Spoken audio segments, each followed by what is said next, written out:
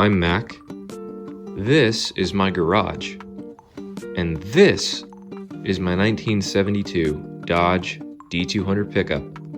It has both the Camper 9000 towing package and the Adventurer SE trim package in all its tacky 70s wood grain glory. The goal is to preserve what's here till a time comes at which I can pull the entire truck apart, of course have it repainted back to the original color. But enough on that for now. We'll go ahead and talk about the issue of today. In my most recent video on my channel, I had made reference that I had gotten in the mail my power steering pump rebuild kit, specifically for this Saginaw style pump. And I also stopped by Napa Auto Parts to pick up a pulley removal tool. Aside from those two things and some basic hand tools, that's all you're gonna need for this job. Let's not waste any more time and get right into it. All right, and there's one more thing. Pick myself up a cheap siphon, and that way it makes the job easier. First things first, we're gonna go ahead and start by siphoning out the old power steering pump fluid. Make sure that you know where that arrow is pointing. Go ahead and have a reservoir to collect the old fluid. I prefer to use these milk jugs because everybody knows that there's not enough cereal in the boxes anymore to get more than 2 bowls, so you end up having more milk and then it goes bad. Go ahead and take off the power steering pump cap, and then you want to go ahead and insert the other end of the tube. Don't ask me if I looked at the arrow 3 times to make sure it was going the right direction. Like so.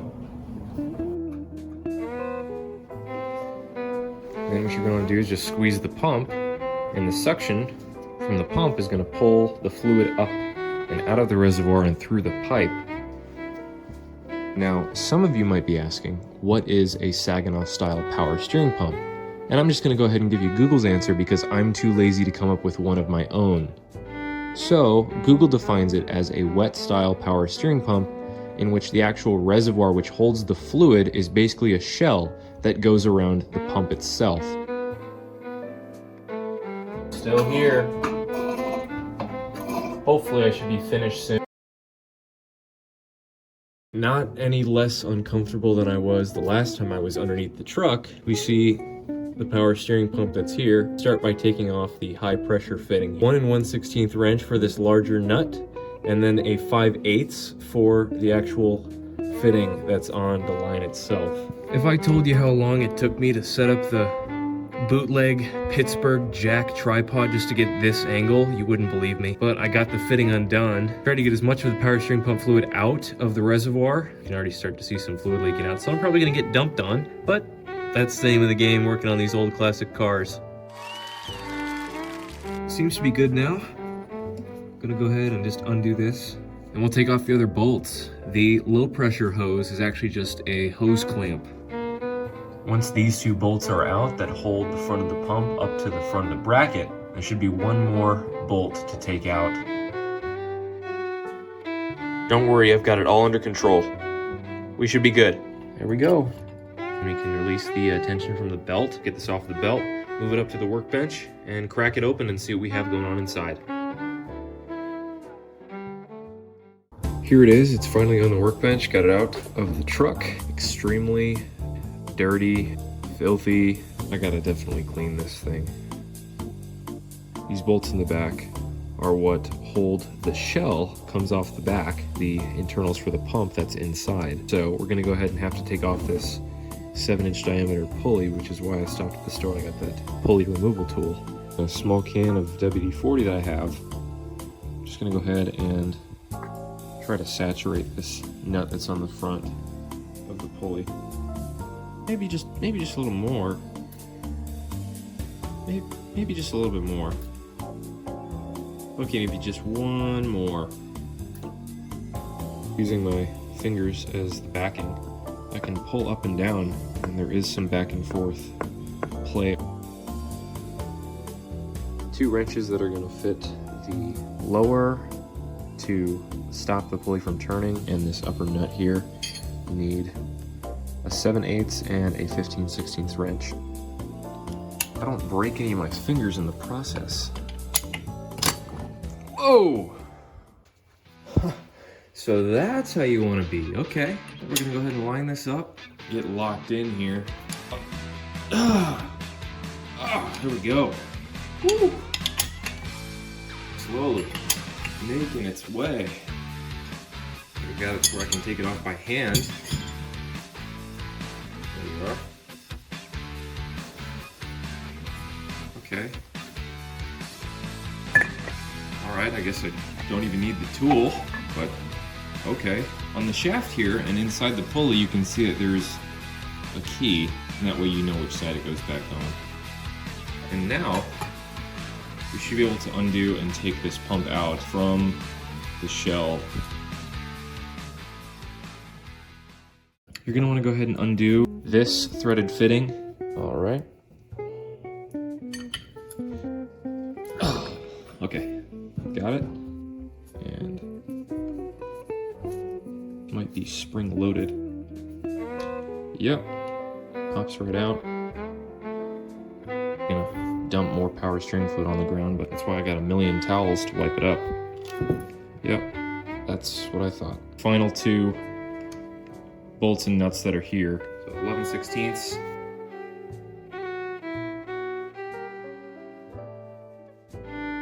Just like that.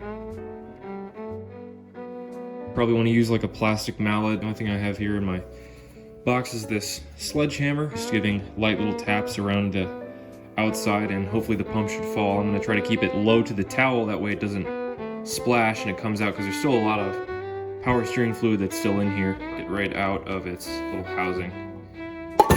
There we go. Good thing I brought some brake cleaner with me. I'm going to need a lot of it for this.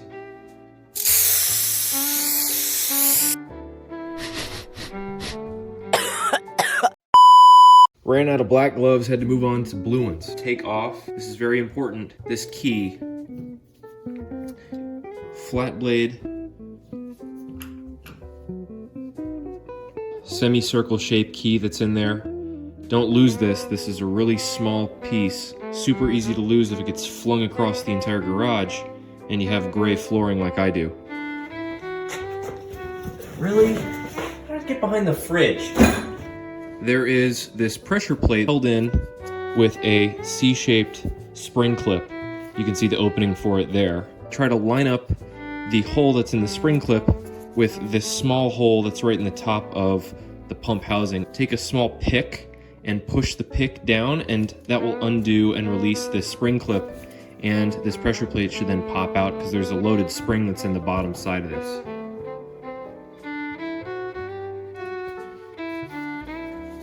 Couple gentle taps on the pressure plate, just because it seems to be stuck, and that should release that spring that keeps it all down with the C-clip.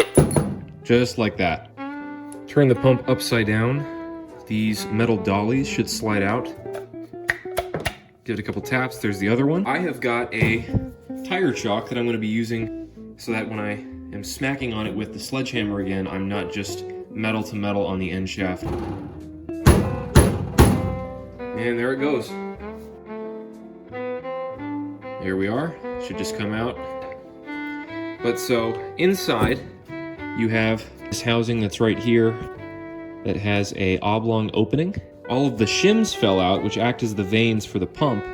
Each one of these shims fits inside the little sleeve of this rotary that's right here. These shims, if the camera will pick it up, there is a flat side and then a rounded side profile. You see this oblong opening here, and as the rotary turns, each of the shims that sits inside its little groove here will be thrown up and outside these tighter areas, which creates the pressure for the pump. We should be able to just push the rotary right through like so. We'll go ahead and clean everything and scuff the surfaces with some 3000 grit sandpaper, and then we'll reassemble everything.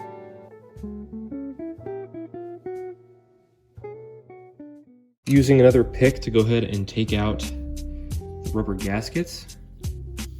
We'll go ahead and put some new ones in. I have the lower one done. Press around the corners to get the gasket nice and snug.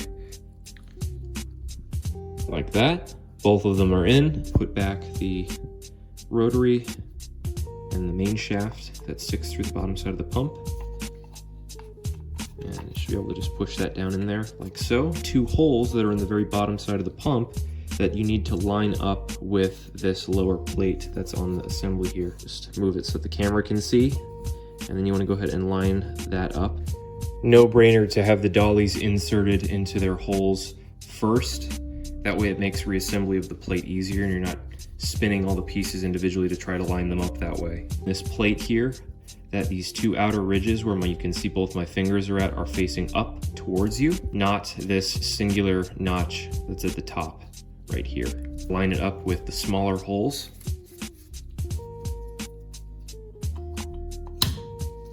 Like so, and insert all of the shims, making sure that the rounded portion is facing outwards.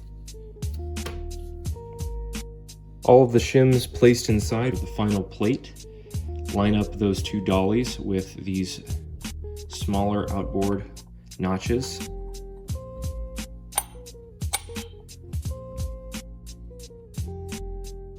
Put the spring retainer, making sure to go ahead and just oil this a little bit more, the pressure plate, and the C-clip.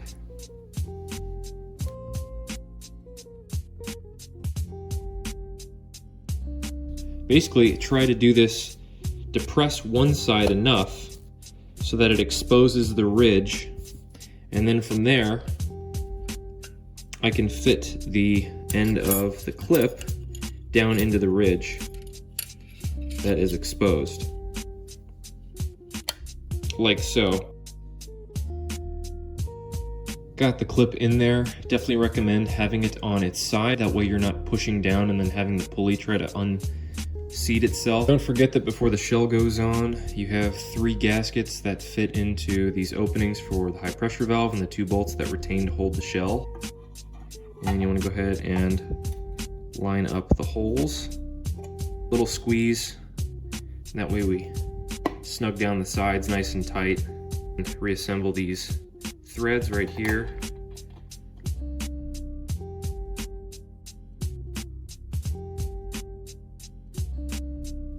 In first goes the spring, then the shuttle, and then finally the high pressure valve that you're going to want to go ahead and push down and depress at the same time that you're turning it.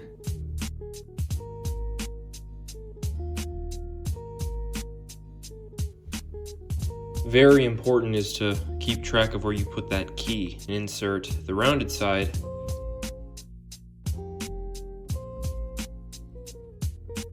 Now, wouldn't you know, the power steering pump is done. The reassembly kit did come with a sleeve bearing, so that there was a little bit of back and forth play, and it was actually more snug with the sleeve bearing that was already inside the shaft here. So I didn't necessarily need to use it, even though the kit came with it. We're gonna go ahead and put this back in the truck. We'll resume when it's all said and done, and that way we can fire it up and see the result.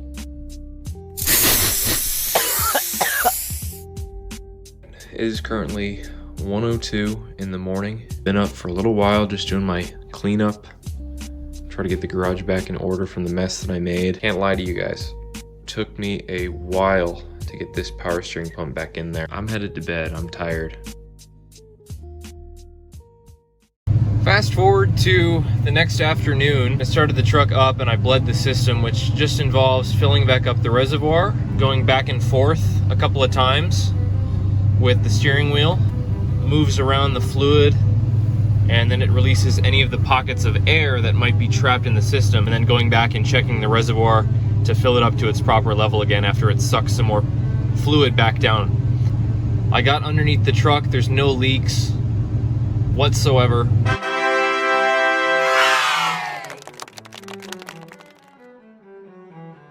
That's gonna do it for this video. I greatly appreciate anybody who took the time out of their day to go ahead and watch. I understand that this is a little bit different editing style. To be honest, aside from maybe a couple headaches that the steering pump gave me, I had a blast filming this entire thing and putting it together, and I really hope that you enjoy. Go ahead and leave a comment down below telling me what you liked or what you didn't like, and also consider subscribing to the channel. Thank you so much for watching, and take care.